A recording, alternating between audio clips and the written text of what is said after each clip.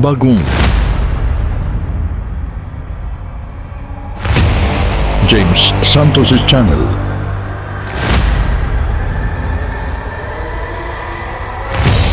Bagong tema, bagong boses, may komentaryo. Ang pangangaral ni Brother Eli Soriano.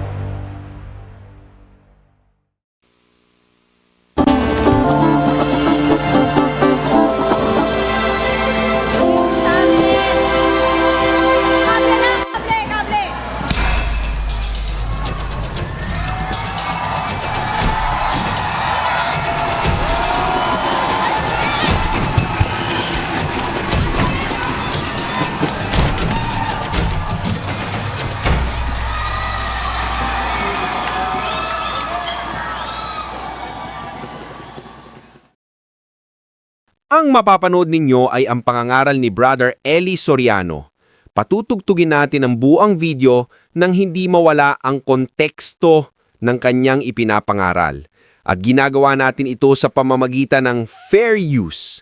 At bibigyan natin ng komento pagkatapos ng video. Ang mapapakinggan ninyo ngayon ay isa sa mga paksa ni Brother Eli Soriano sa pasalamatan. Halina at atin ang panoorin.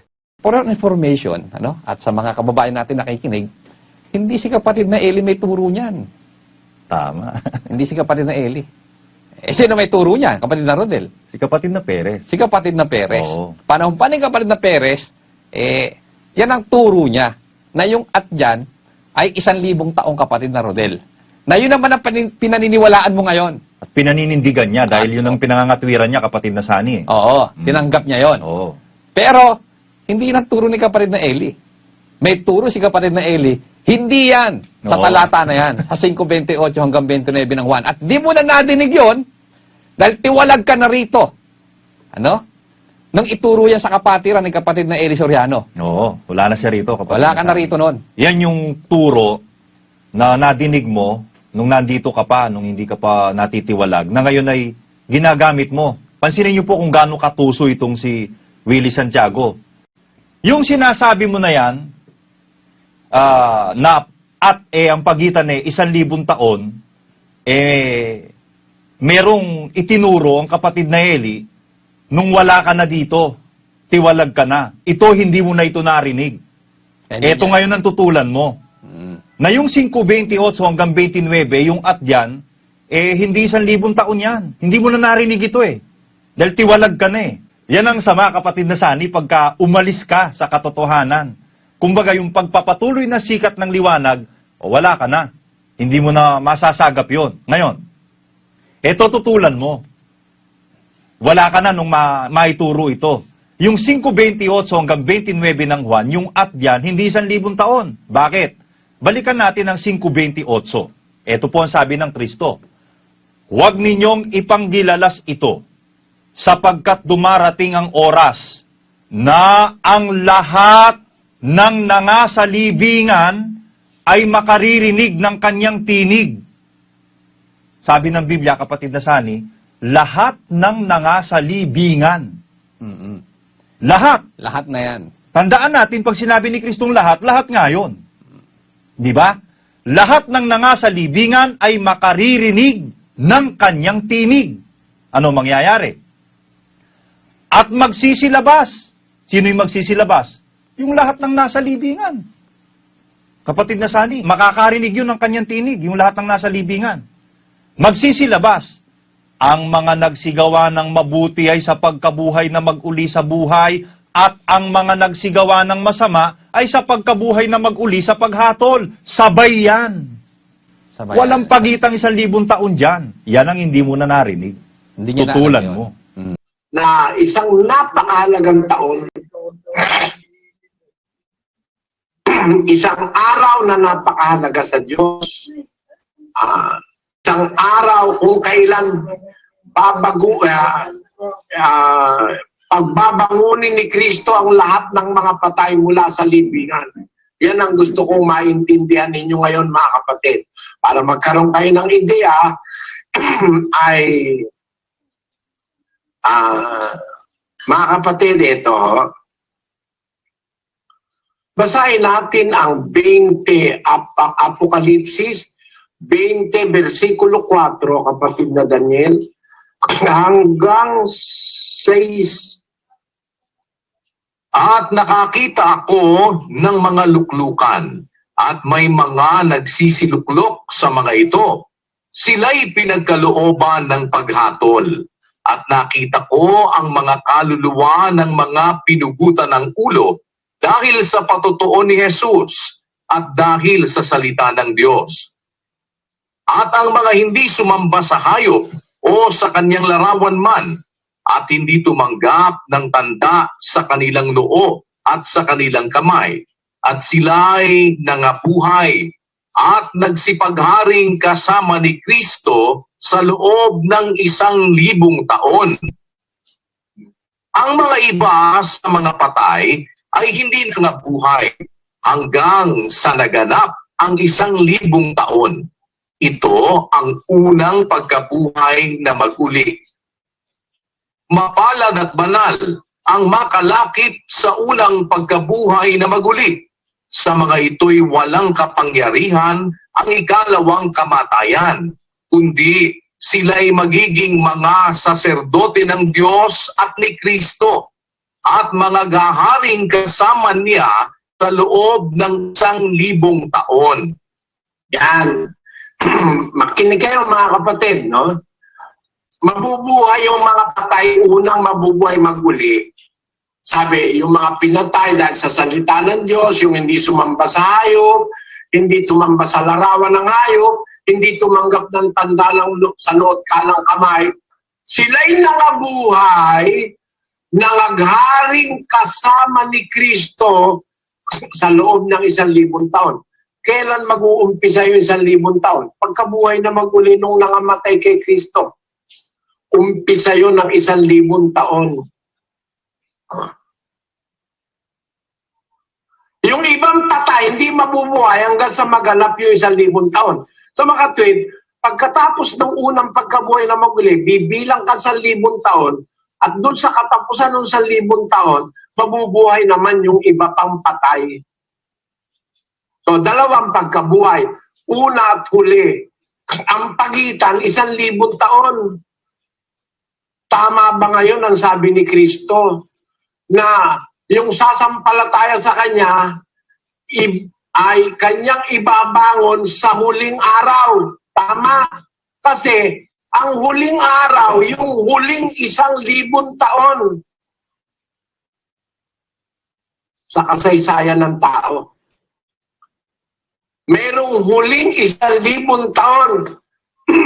Huling araw, kasi ang isang araw sa Panginoon, katulad ng 1,000 taon, ang 1,000 taon katulad ng isang araw, sabi ni Pedro.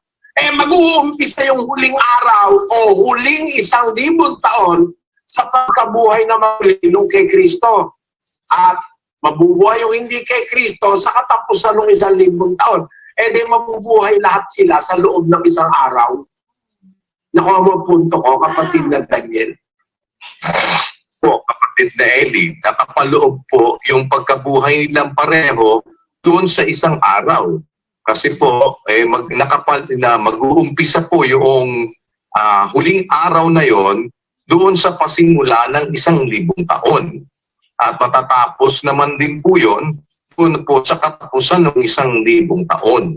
Kung saan ay mangyayari naman pong bubuhayin naman yung pong hindi nabuhay doon sa unang pagkabuhay na maguli noong mga namatay kay Kristo.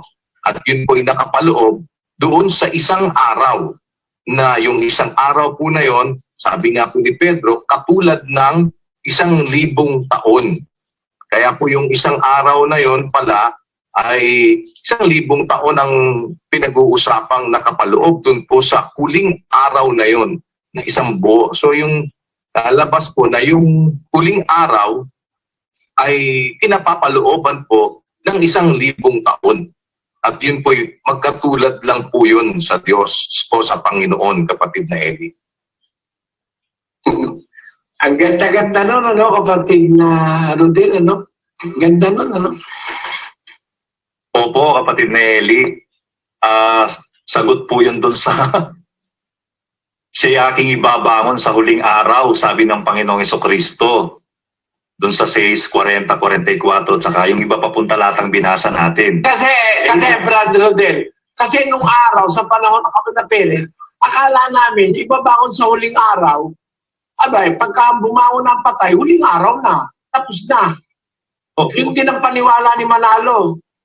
Pag nabuhay na maguli, ang mga patay, tapos na. Kaya wala nang ibang sugo pa.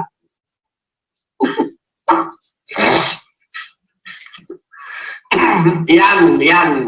Ang huling araw,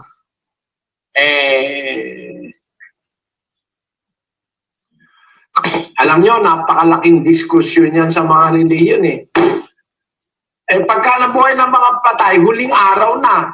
Pag nabuhay na yung mga patay na kay Kristo, hindi naman huling araw pa dahil may 1,000 taon pa Pero tama, sabi ni Kristo, ibabangon ko siya sa huling araw.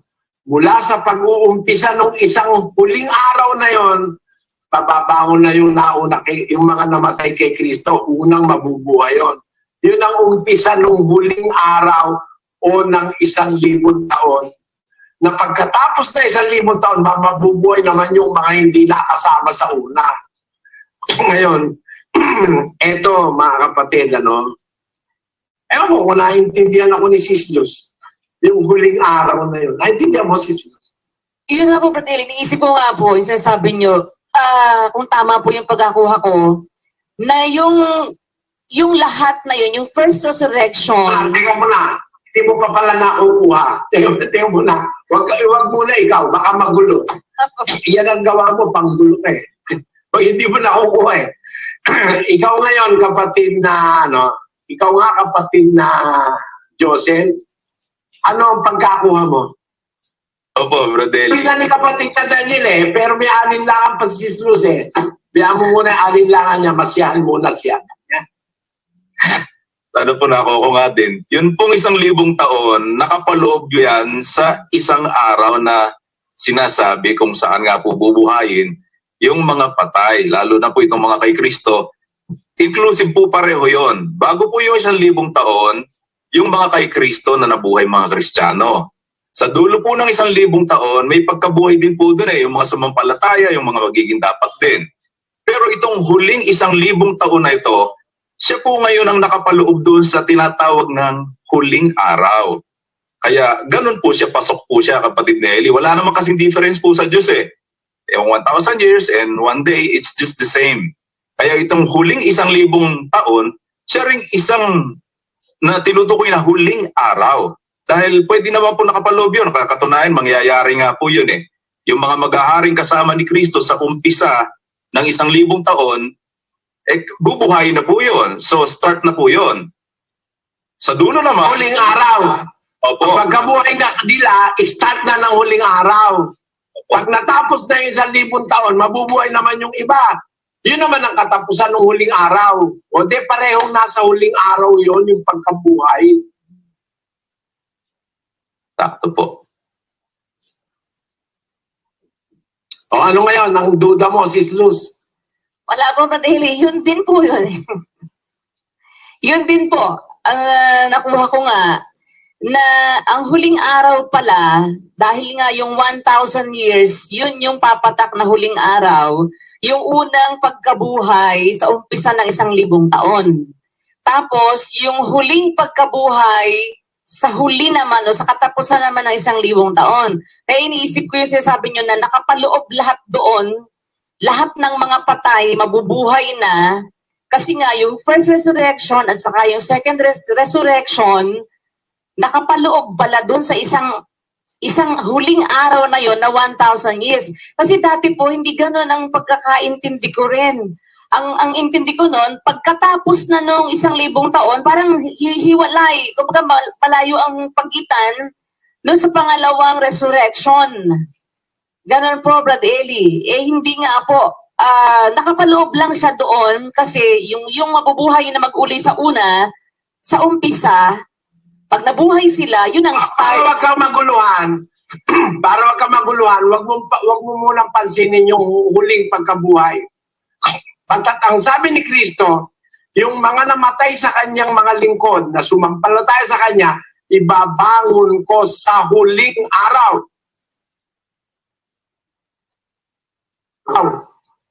Hindi huling araw na wala nang kasunod. Kasi yung huling araw na yon, bubuuin nyo ng 1,000 taon. Kasi para sa Panginoon, ang isang araw kagaya ng 1,000 taon. Ang 1,000 kagaya ng isang araw. Naintindihan mo ba, Brad Sally? Opo, kapatid na Eli, kaya palakpak po ako ng palakpak dito kasi naintindihan ko na yung sinabi. Narinig palakpak mo eh. Hindi ko narinig palakpak mo. Ba't walang sound? Ang sarap po kasi kapatid na Eli, yung premise nyo kanina naintindihan kaya ni Martha at ni Maria yung sinabi ni Kristo ng huling araw kasi nadinig nila sa ating Panginoon sa Kristo yung sumasampalataya sa Kanya, ibabangon sa huling araw. Eh dati nga po, alam natin huling araw, eh yung wala nang kasunod yun. Yun na po yung parang yung last resurrection. Eh sinabi niya sa huling araw, ibabangon niya yung mga sumampalataya sa Kanya. Hindi papatak sa huling araw. Kung yun ay sa last resurrection, ano mangyayari yun? Eh may 1,000 taon nga po na darating na mag-aari si Kristo na mayroong unang pagkabuhay na maguli.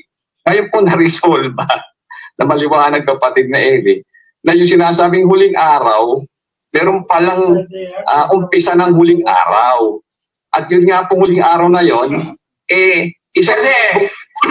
Kasi kinakalimutan mo na ang isang araw, binubuo ng araw at gabi, 12 oras sa araw, 12 oras sa gabi.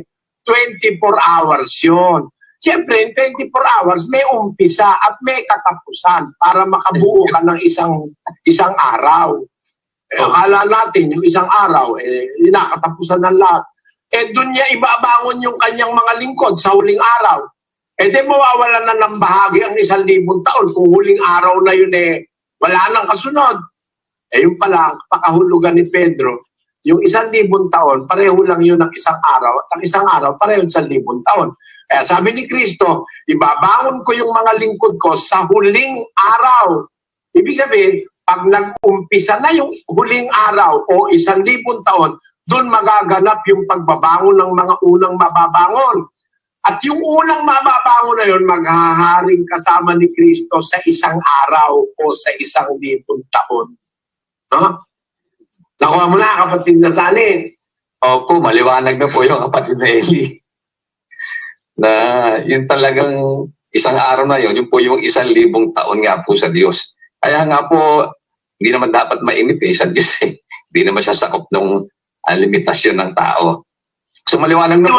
Naliwanagan mo na yon. Naliwanagan mo na yon na yung tinutukoy ni Kristo, babangon ko siya sa huling araw, yun ay nasa sa umpisa ng 1,000 taon. Kasi yung 1,000 taon, yun ang huling araw o huling 1,000 taon na ang tao'y makapaglilingkod sa Diyos. Kaya, huling araw nag-uumpisa sa unang pagkabuhay na mag-uli. Huling araw, ibabangon ko siya. Kaya ang sabi ko sa inyo kanina, hindi ko lang alam kung naintindihan ni Maria at saka ni Marta na yung huling araw, 1,000 taon pa ang kahulugan nun. Naintindihan mo yun, Brad Sani, yung sinabi ko. Di ko lang alam kung nakuha ni Marta yun. Opo, kapatid na Eli. Kaya nga po iniisip ko, kaya pala ganun ang banggit niyo po kanina kung naintindihan ni Marta o ni Maria, yung kahulugan ng huling araw.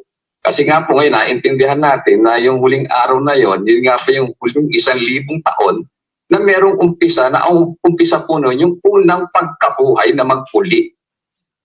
Kaya, ayun po, kung naintindihan. Alam mo mangyayari. Alam mo mangyayari, Brad Sani. Ano po, kapatid na Eli?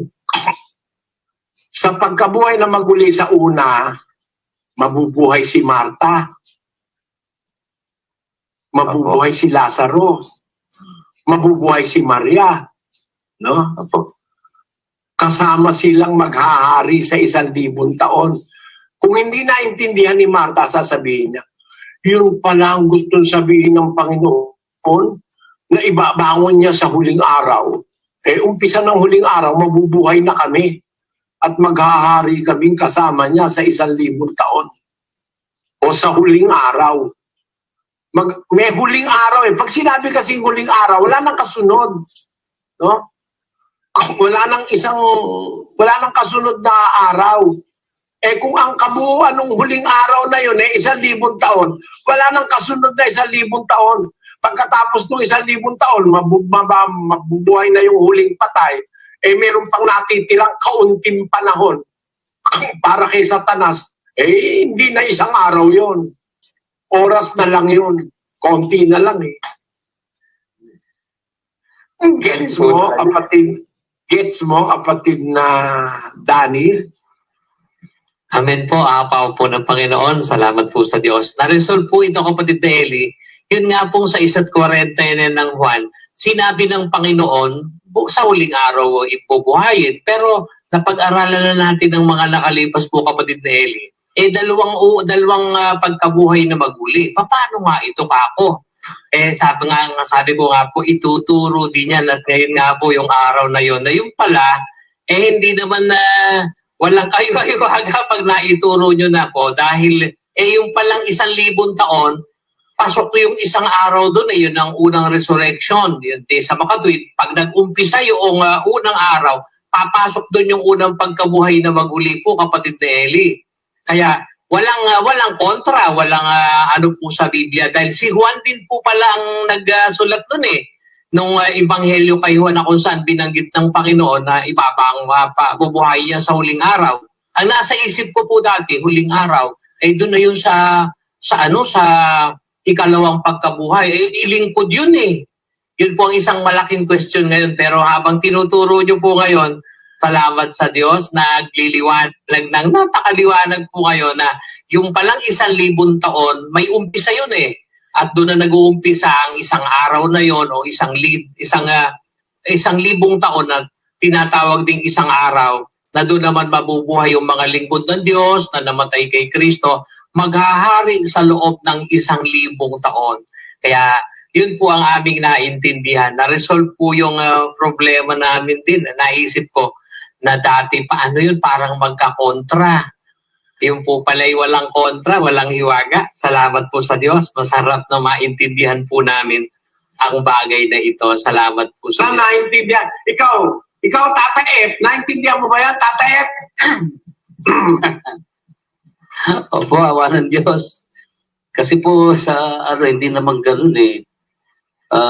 Akala ko nga po, yung huling pagkabuhay, hindi nakasakop doon sa 1,000 taon o doon sa 1 araw na yon. Yung pala, unang pagkabuhay, simula na ng 1,000 taon, nasasakop din doon yung last resurrection, yung huling pagkabuhay. Ganun po pala yung kapatid Deli. Kaya pala, parang ang hirap resolve eh. Kaya nga sabi ni Brad Danny, pagka itinaliwanag nyo na, eh, madali na. Naiintindihan ng maliwanag, kapatid Eli. Salamat po sa Diyos na solve po ito. Dahil, ang hirap kasi pagka itong na ito, ang hirap isipin eh. Eh ngayon, salamat po sa Panginoon Diyos na ipaliwanag niyo na po sa amin. Yan po, kapatid Eli. Brad Resty, naintindihan mo ha? Opo, kapatid Eli, awa po ng Panginoon. Salamat po sa Diyos. Na yun po palang sa loob ng 1,000 taon, magaganap yung 2 pagkabuhay na maguli. Yung unang pagkabuhay, yun po yung pagkabuhay ng mga nangamatay kay Kristo na simula po ng 1,000 taon. Yung magaganap yung pagkabuhay sa huling araw. Hindi po ibig sabihin ng huling araw, eh huli, wala nang kasunod. Kundi yung huling araw, eh binuo na 1,000 taon. At bago matapos po yung 1,000 taon, doon naman nabubuhay po yung mga patay na hindi nabuhay na nakasama doon sa unang pagkabuhay. Kaya, yun naman po 1,000 taon na yun, kaya naman 1,000. Hindi naman po ibig sabihin ay 1,000 taon, kaya naiinip yung iba. 1,000 taon po, pares lang sa Panginoon yun eh, 1 araw. Kaya lang po naiinip yung iba kasi nga tao, laman. Sa Panginoon, walang problema yun. Kahit 1 billion pa, kahit 1 million pa, pare-pares lang po yun. Ito po ay hindi po ito naituro ng kahit sino eh. Hindi ko rin po napakinggan ito sa mga pinanggalingan o relihiyon. Dito lang po sa atin talaga. Salamat sa Diyos. Maliwanag po ngayon, kapatid Nelly, na hindi pag sinabing huling araw, hindi ibig sabihin wala nang kasunod. Kundi yung huling araw, yun po'y binubuo ng 1,000 taon. Yun po, kapatid na Eli. Basahin natin ngayon, kapatid na Daniel, ang 5:28-29 ng Juan. Huwag ninyong ipanggilalas ito sapagkat dumarating ang oras na ang lahat ng nangasalibingan ay makaririnig ng kanyang tinig at magsisilabas. Ang mga nagsigawa ng mabuti ay sa pagkabuhay na mag-uli sa buhay, at ang mga nagsigawa ng masama ay sa pagkabuhay na mag-uli sa paghatol. Oh, may napansin ka dyan, kapatid na Joseph? Ito pong sinasabi nga po, kapatid na Eli, na pagkabuhay na mag-uli, darating kasi ang oras na ang lahat ng nasa libingan makakarinig ng kanyang tinig. Pagsisilabas, ang mga nagsigawa ng mabuti sa pagkabuhay na mag-uli sa buhay, at ang mga nagsigawa ng masama ay sa pagkabuhay na mag-uli sa paghatol. Connected po. Yung pagkabuhay na yan, magkasama yung masama't mabuting mabubuhay. Opo. Tama? Opo. Tama? Opo. Hindi sa huling araw yan.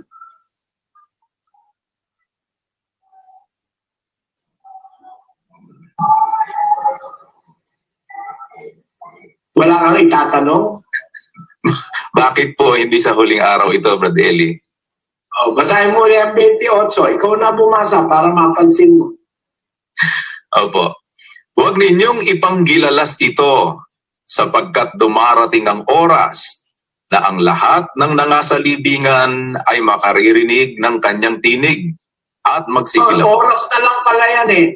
Oras na lang yan ng huling araw. Opo. Tama mo, kapatid na Daniel. Opo, oras na lang po yun nung huling araw. Hindi na po siya. Oras na lang yan ng huling araw. Opo, oras Hindi na na. araw yan, oras na lang. Opo, oras na lang siya ng huling araw. Kasi yung unang mabubuhay yon sa umpisa ng unang araw eh. Dumarating, sabi niya, ibabangon ko sa huling araw. Tamang-tama ang pagkakagamit. Kasi magbabangon sila sa umpisa ng huling araw o umpisa ng 1,000 taon. Tapos mag-aari sila 1,000 taon. Yung palang huling pagkabuhay, darating ang oras, lahat ng nasa libingan, masama't mabuti, lalabas. Kasi yung unang pagkabuhay, walang masamang mabubuhay dun eh. Ang mabubuhay lang sa unang pagkabuhay, puro matutuwid yun, mga namatay kay Kristo. Yun lang ang mabubuhay sa unang pagkabuhay. Kaya yun, magaganap yung pagkabuhay na yun sa huling araw, sa umpisa ng isang araw. Pero yung pagkabuhay naman, nung mga magkasama na yung masama at mabuti, yung huling pagkabuhay, yun naman ay darating ang oras na kasama pa doon sa huling araw. Nakilin mo na, kapatid na Daniel? Opo, parang kung ilalagay ko po doon sa madaling maintindihan, ang pagkabuhay po, ang sa huling araw, yung unang pagkabuhay, yun po yung umpisa. Yung susunod na pagkabuhay, kung saan naman kasama na yung mabuti at masama, yun po ang dulo. Na parehong laman po nung huling araw. Kaya kung nabuhay yung unang nabuhay ng 12:00 ng gabi, ating gabi, no?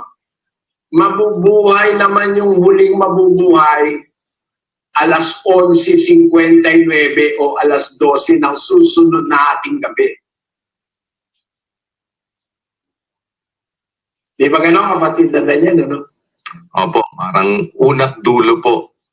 Pero parehong nakapaloob. Kumbaga sa date, parehong pasok po sa date na 4 ng Hulyo. Kaya lang, yung una, dun sa umpisa ng 4, At yun namang pangalawa, yun naman pong dulo ng A4. Pero pareho pong A4. Sakto. Eksakto. Yun ang pagkabuhay. No? Ang mga unang mabubuhay sa huling araw. Yung huling mabubuhay sa oras ng huling araw. Kasi sabi ng Biblia, pagkaraan ng 1,000 taon, ang iba sa patay, hindi mabubuhay hanggang sa maganap ang 1,000 taon. Kasi pag naganap na 1,000 taon, mabubuhay ngayon yung mga huling patay. Naganap yan sa loob ng araw ng Panginoon. No? At yan din ang magaganap na isang araw na kaaya-ayang araw, kaaya-ayang taon ng Diyos, magaganap. Diyan din magaganap yung pagkalipon ng mga taong masasama sa araw ng Panginoon. Magaganap yan sa isang araw eh. No? Kasi immediately pagkatapos na 1,000 taon, papawalan si Satanas, konting panahon lang yon. No? Kung ikukumpara mo sa araw, yung oras na lang yung kay Satanas na yon. Titipunin niya sa pagbabaka. Ayun na. Ultimo ora. Titipunin niya na sa pagbabaka. Uulan sa langit ng apoy. Parang, ewan ko kung nakukuha niyo ang punto ko, pero pag sinabi ni Kristo, dapat paniwalaan natin na mabubuhay ang kanyang mga lingkod sa huling araw.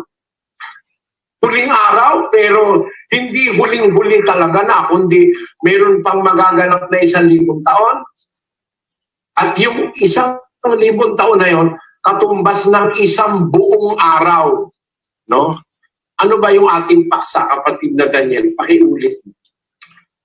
Ang ating pong paksa kung bakit ang 1,000 taon ay isang buong araw sa Diyos na maaaring matawag na huling araw kung kailan mabubuhay ang lahat ng patay para hukuman ayon sa Biblia. Ayan, di ba yun ang ating paksa, yun ang guide natin? Yung palang 1,000 taon ay isang buong araw yon sa Diyos. Kasi sabi ni Pedro, hindi nyo dapat kalimutan ito mga kapatid. Kaya yung mga manunuya na yan, mga ateista na yan, na hindi naniniwala sa Diyos, nanunuya, asan ka, kailan darating, ano ba, ba't di matating, etc., etc. Hindi nyo dapat kalimutan ito. Yung mga manunuya na yan, kaya ganyan, hindi nila alam ito, hindi nila kinakalimutan nila ito, na ang isang araw sa Panginoon katulad ng 1,000 taon, at ang 1,000 taon katulad ng isang araw. Sa Diyos, pareho lang ang isang araw at 1,000 taon. Sabi ni Kristo, yung mga lingkod niya, ibabangon niya sa huling araw pala, sa umpisa pala yun ng 1,000 taon. Tapos maghaharing kasama niya sa loob ng 1,000 taon. Pagkatapos ng 1,000 taon, mabubuhay naman ngayon yung mga huling mabubuhay na mga patay. Napakagandang aral nun, na magkakadukto, walang magkakakontra sa kanila. Sinasabi ni Kristo, sinasabi ni Pedro, sinasabi ni Pablo. Kaya yun ang ating pag-aaralan uli. Yung sinasabi ni Pedro na ang mga bagay na ito, sinasalita ni Pablo sa kanyang mga sulat na ang pagpapahinuhod ng Panginoon ay pagliligtas. Iimbestigahin natin yan mga kapatid. Kaya lang hindi na natin matatapos ngayon. Siguro tama na muna dyan.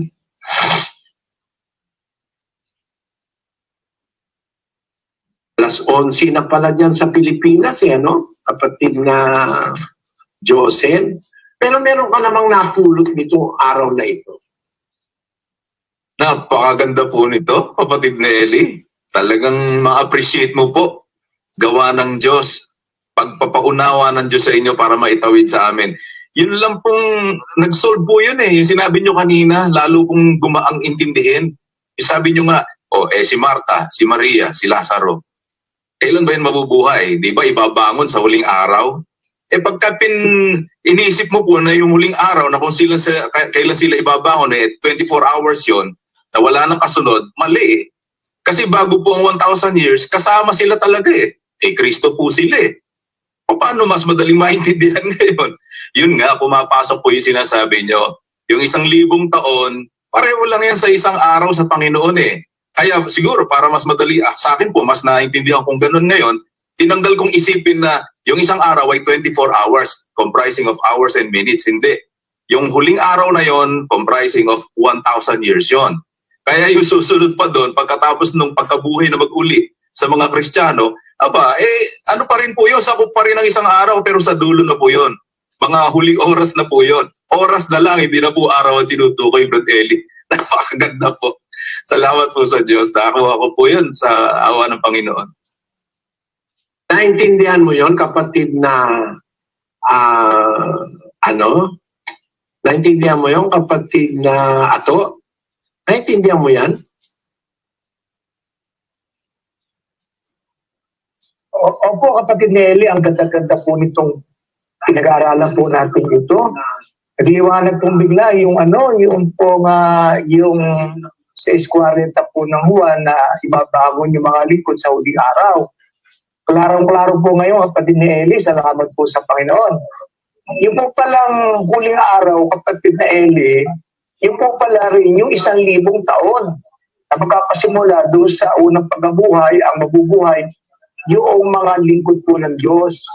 Yung kay Kristo, mabubuhay na una yon. At magkaharing kasama po yun ng Panginoon sa Kristo sa loob ng 1,000 taon. Pagkatapos po noon, doon sa huling oras na sinasabi na nakapalo pa rin doon sa huling araw, yun nga po 1,000 taon, doon naman mabubuhay yung lahat ng mga patay, mabutit masama, sinasabi po doon sa Juan 5:28 hanggang 29, pero nakapalo pa rin po yun doon sa huling araw, doon sa 1,000 taon. Kaya lang, huling oras na lang. Yun po ang nakuha ko kapatid nila, napakaganda, nagliwanag po yun sa kalooban ko, kapatid.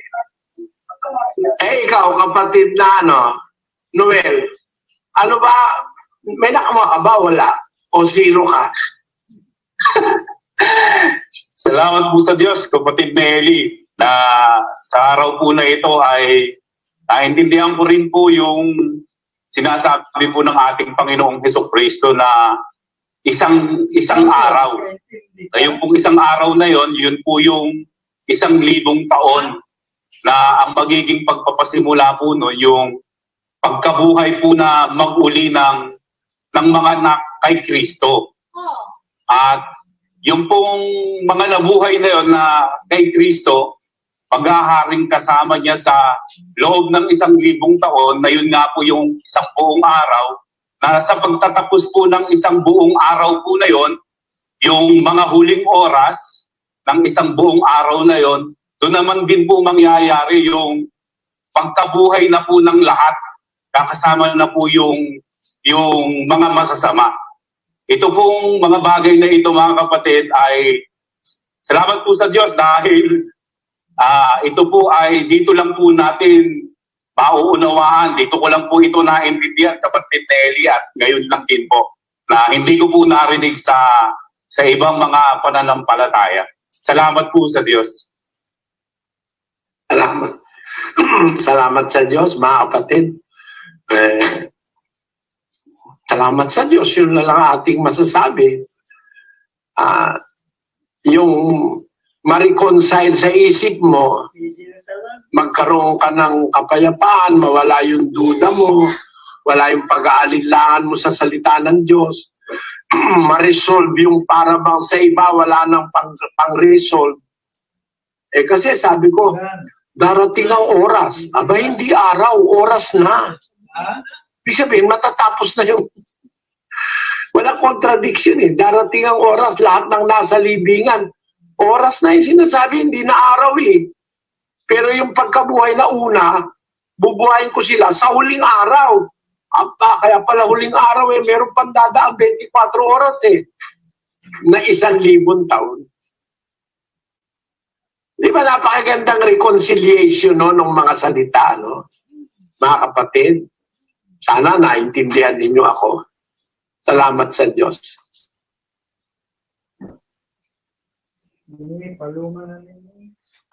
Ed, Bukas po ulit, huwag kayo absent, oh.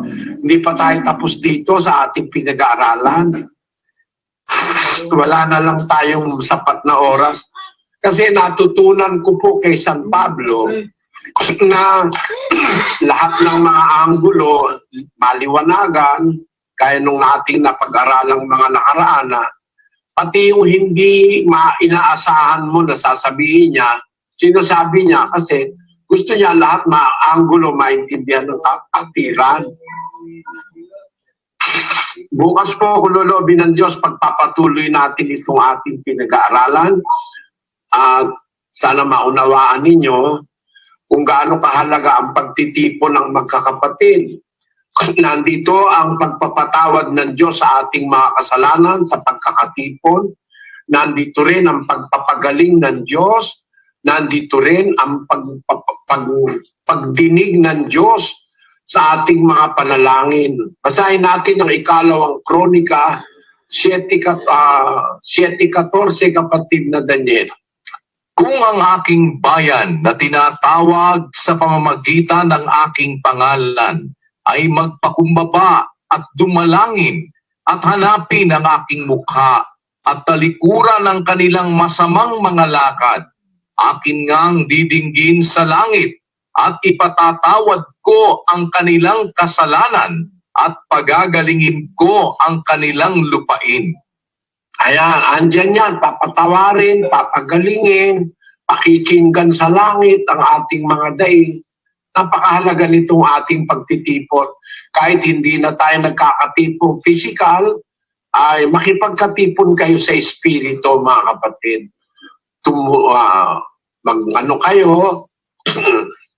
Mag-connect kayo sa internet. Salamat sa Diyos, merong ganitong teknolohiya na kahit sa gitna ng mapanganib na panahon, nagkakausap-usap tayo. Sana bukas, kung may mga tanong kayo, mga kapatid, meron kayo hindi naintindihan, isulat nyo lang sa chat board para mapagtuunan natin ang pansin. At salamat sa mga kapatid na salamat sa Diyos dahil sa mga kapatid na bagong bautismo. Sana maka-attend kayong lahat, mga kapatid, sa ating pagpapasalamat na ito. Bukas hanggang sa Linggo, 3 araw po ito, na punong-puno ng mga regalo ng Diyos sa atin, mga karunungan na hindi natin alam sa mga nagdaraang panahon, pero ngayon umpisahan natin. Sabi ko nga, kapatid na Daniel, parang napakahirap sa akin ngayong gumawa ng paksa. Kasi para bang gusto ko mapagtuunan lahat kagaya nung sinasabi ni Pablo. Wala naman sinabi sa Pablo sa Corinto, mga kapatid, ang paksa natin ngayon ganito, basta lahat ng kailangan ko tuturo niya kung saan mapunta yan, kailangan maliwanagan lahat. Gaya ng ating teleserye ng una, ikalawang Corinto. Yun na siguro ang maganda na ating matutunan. The way the apostles are teaching, the way the Lord Jesus Christ is teaching people doon sa iba't ibang sangay ng karunungan sa kanilang pagsasalita. Akala mo random lang, akala mo basta binanggit lang, pala kadugtong. May sinasabi ni Pedro, maintindihan mo ba yun? Paano mo maintindihan yun na yung sinabi ka nung manunuya mula nung pasimula ng paglalang hanggang ngayon? Ba't siya sinasabing panunuya yun? Kasi hindi totoo yun Na hindi totoo na walang nagbabago mula nung pasimula ng paglalang. At kaya kung walang nagbabago, hindi na sila naniniwalang dadating pa si Kristo. Amin ang pagbabago, di lang naintindihan ng mga ateista. Si Noe nakakita yon. Parang si Brad Josel yan. Nakakita ng Pampanga bago ang lahar. Nakita niya rin pagkatapos ng lahar. Parang ako, yung pinagpupulungan namin doon sa Bacolor, na dati yung mga poste matataas, doon ako nasa ilalim ng poste. Doon ako tumatapat sa poste dahil wala akong ilaw. Doon ako lang sa poste. Aba, pagkatapos maglahad, pumunta ako rin sa pinagpupulungan ko. Yung poste na pinagkukunan ko ng ilaw, abay, nandito, wala pa sa tuhod ko. Napakababa ng poste, hanggang bukong-bukong ko na lang. Kasi lumubog na yung buong baryo. No? Nakakita ko ng pagkakaiba. May pagkakaiba. Ang sanlibutan ng panahon ni Noe na iba.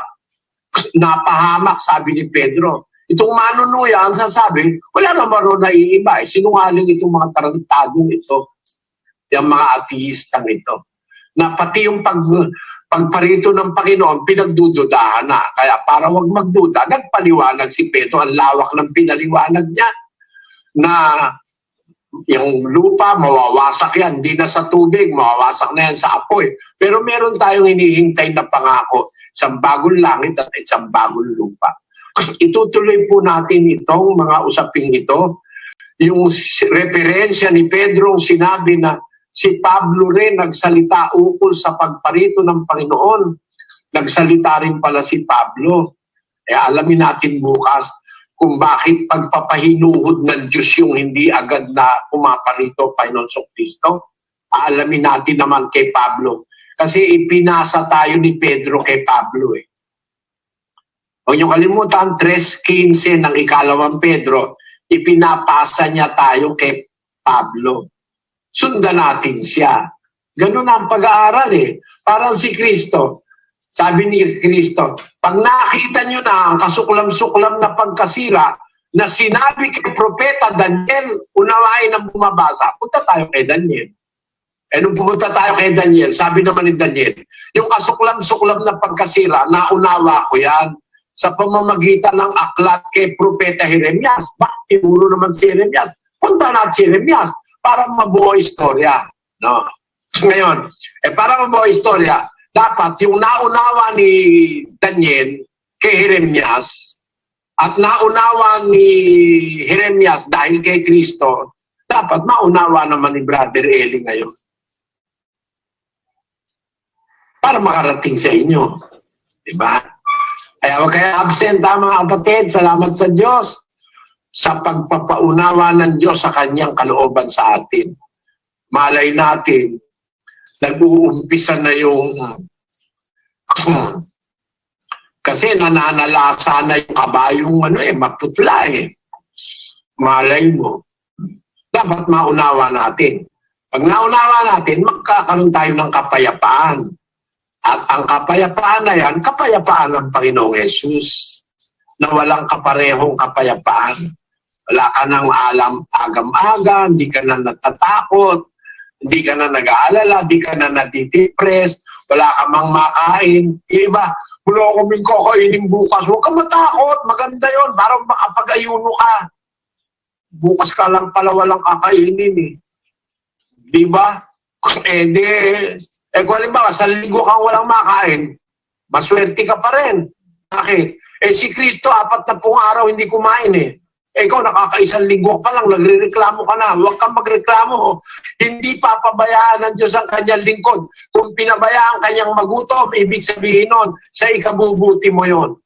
Sapagkat lahat ng bagay gumagawa ang magkakalakip sa ikabubuti ng nagsisiibig sa Diyos. Magutom ka man, maganda pa rin. Bakit? Nakapag-ayuno ka. Kasi kung hindi ka naman gutumin ng Diyos, di ka naman mag-ayuno, takaw mo kasi eh. Diba? Ganun yun. Mga kapatid, bukas mag-aaral tayo uli na meron akong pinapatanong sa iyo, kapatid na kapatid na Rodel eh. Napatanong ko kay Buddy, wala akong feedback eh.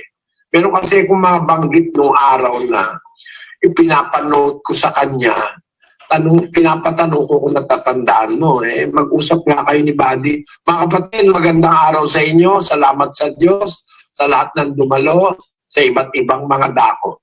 Hindi natin alam lahat ng dumalo, nakinig, makita ng telebisyon, satellite, etc. Pero meron tayong record sa internet, 132,000 mahigit ang nakakonekta sa internet. Hindi natin alam kung bawat lugar na yon isang tao lang. Maaaring 5, 10. No? Pero ang reported sa atin ay 132,189. Salamat sa Diyos. Sana madagdagan pa bukas kung loloobin ng Panginoon. Magandang araw sa inyo lahat.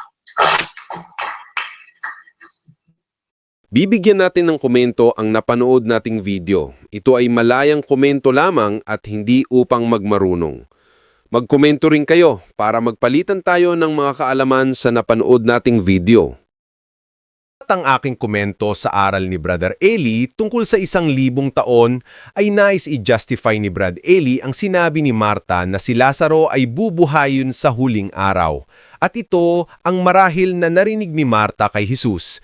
Kasi kapag sinasabing huling araw ay wala nang kasunod. Kasi huling araw na nga eh.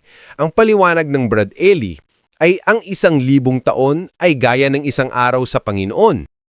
At upang maunawaan naghalimbawa si Daniel Raso na gaya sa kalendaryo na Petsa 4.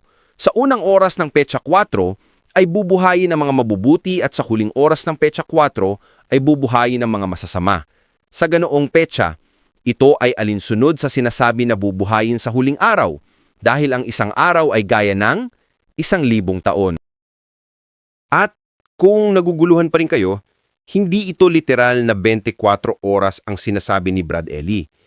1,000 taong pa rin ito. Kasi walang mali sa sinabi ni Marta nang sabihin niya ang salitang huling araw kasi kapag huli na ay wala nang kasunod. Kaya ayon kay Brad Eli, ang 1,000 taon ay gaya lang ng isang araw o ang huling araw. Kayo, at ano naman ang pagkaunawa ninyo sa sinasabi ni Brad Eli? I-share ninyo ang inyong mga pananaw sa ikakatuto ng marami. Kung nagustuhan ninyo ang aking upload video, paki-like naman, subscribe, share at comment. Maraming salamat sa inyong suporta at panonood.